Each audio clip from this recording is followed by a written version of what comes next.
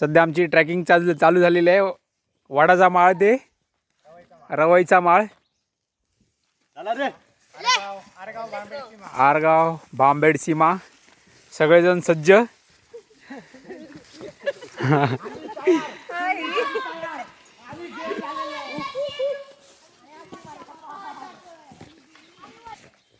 आणि सगळेजण ट्रॅकिंगचा आनंद घेताना आमचे वाटाडी जितेंद्र कांबळे यांचे सुपुत्र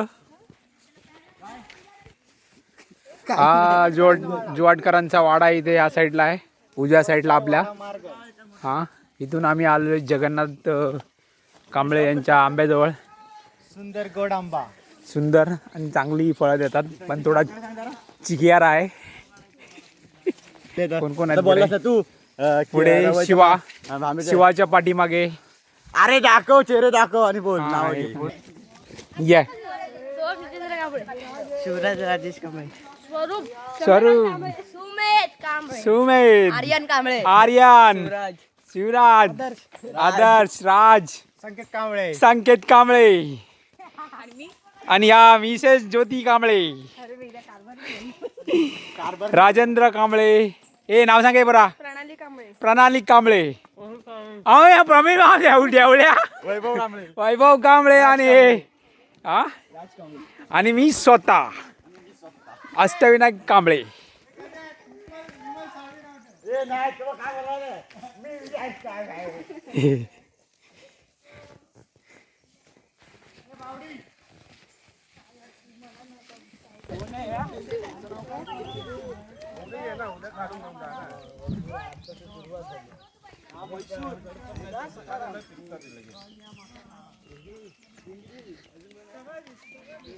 हे संकेत पुढे राहा, पुढे राहा. राजू दादा पाठीमागे राहा. हा घंटा मोठा आपला आहे.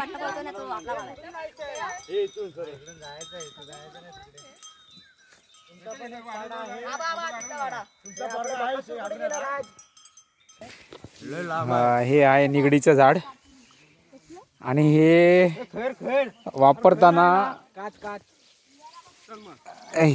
ह्या झाडाच्या काट्या शेतीच्या वेळेला, नांगरणीच्या वेळेला करतात.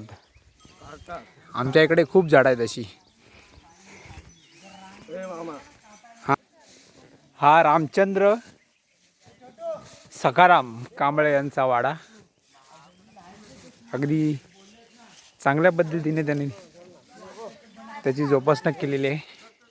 हा ट्रॅकिंगचा अनुभव घेताना सगळेजण इथून खऱ्या वाटेला सुरुवात झालेली आहे.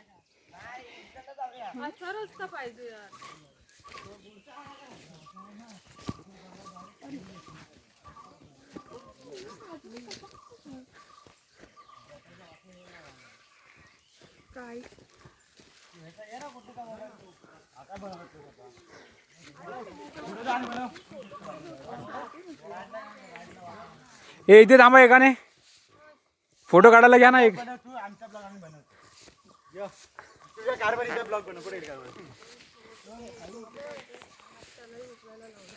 आत्ता आमच्या इथलं प्रसिद्ध ठिकाण बोबलाडी म्हणून आहे, त्या ठिकाणी आम्ही आता जाऊ.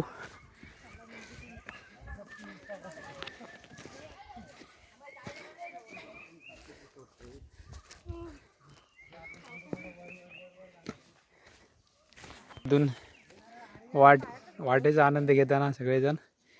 इथून थोडीशी किचकट वाट आहे,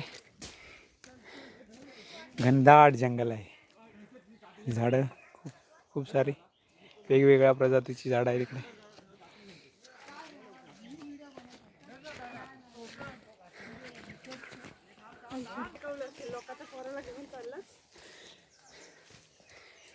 काट्याकुट्यातून झुडपातून वाट. वैभव कांबळे थोडीशी साफसफाई करताना, काट्यांची झाडं तोडताना. Very good. ट्रॅकिंग करतानाही थंड वातावरणामध्ये घाम फुटलेला आहे सगळ्याला. सॉलिड घाम फुटलाय. कारण 2 दिवस कंटिन्युअसली इकडे येण्याचा प्रयत्न चाललेला आहे आणि येतोय. हा 3रा दिवस आहे. अगदी दम लागलेला आहे पूर्ण आम्हाला.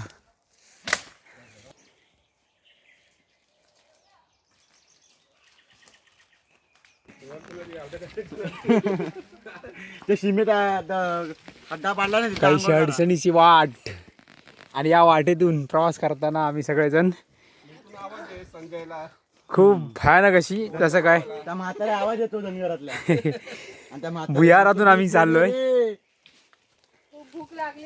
झाडूला पळवतो ना.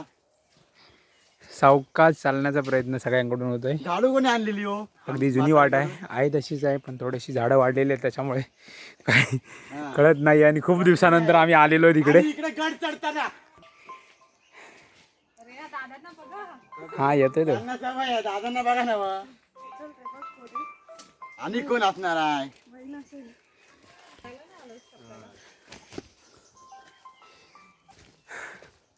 अगदी निसर्गाने नटलेलं झाडवानो, ए थांबा ए. सुंदर ठिकाण म्हणजे कोकण. आणि या निसर्गाचा आनंद घेण्यासाठी कोकणातच यावं लागतं आणि कोकणातच जन्म घ्यावा लागतो. वा वा. हा काय कविता मला काय सुचलेलं आहे शब्द भारी. ट्रॅकिंग करताना एवढ्या लांब जवळजवळ 1.5-2 किलोमीटर आल्यानंतर आम्हाला शब्द सुचतात. थांबा रे थांबा, आमचा पण व्हिडिओ बनवा. दिसते ते दगडांची वाट. आत्ता आम्ही आलोय माळरानावरती. थोडंसं लांबच आहे असं वाटतंय. तिने 4 लावले ते दिसणार. खूप सगळेजण थकलोत. सगळेजण थकलोत. हे कुंभियाचं झाड. आणि जरा सगळेजण मोकळ्या स्पेसवरती आलेले आहेत. चला चला. इथे थोडं जाऊन वरती ट्रॅकिंगचा पहिला भाग इथपर्यंत. इथून आता 3री घाटी चढणार आहोत आम्ही वरती. अजून 4 घाटे. अगदी शांत वातावरणामध्ये सगळ्यांना घाम फुटलेला आहे.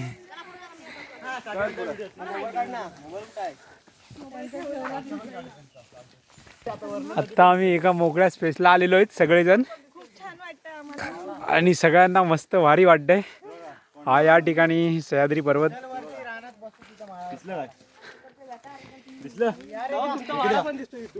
सह्याद्री पर्वतरांगा खूप छान विलोभनीय दिसत आहेत. हा इथे विशाळगड अगदी धुक्यामध्ये गेलाय. विशाळगडाच्या पायथ्याला प्रभानवली म्हणून गाव आहे. इकडे सह्याद्रीच्या पायथ्याशी आणि ते बघा गांगवाडीचं दुःख. झरिये, कुरंग आणि कोणगे, त्याच्यानंतर आमचं रिंगणे गाव. अशा पद्धतीने इकडे परुळे, या साईडला हरळ, इकडे कोंडगाव, या साईडला इकडे आरगाव, वेळ यांची सीमा आहे. अजून थोडंसं वरती गेल्यानंतर आपल्याला हर्दगळे आणि रिंगणेगावची सीमा भेटेल. आम्ही लवकरच जाऊ. सगळेजण मनमुराद ट्रेकिंगचा आनंद घेताना फोटो शूटिंग चालू आहे. फक्त माझ्या सगळेजण पुढे जाण्याचा प्रयत्नात. बोल ना, बाटल्या नाही बोलून. थोडासा विरंगुळ्याचा जर काहीतरी साधनाचा असतो तर एकदम झटपट आम्ही वरती गेलो असतो. खूप जुनी आंब्याची झाडं आहे तिकडे. इथे एक आहे, त्याच्यानंतर ते तिथे एक आहे. आम्ही लहान असताना या ठिकाणी आम्ही गुरे चरवायला यायचो. खूप सारी असायचे लोक बरोबर. पण सध्याचे आता जसे दिवसेंदिवस पुढे जातात त्या हिशोबाने आता माणसं कोण येत नाही तिकडे. हां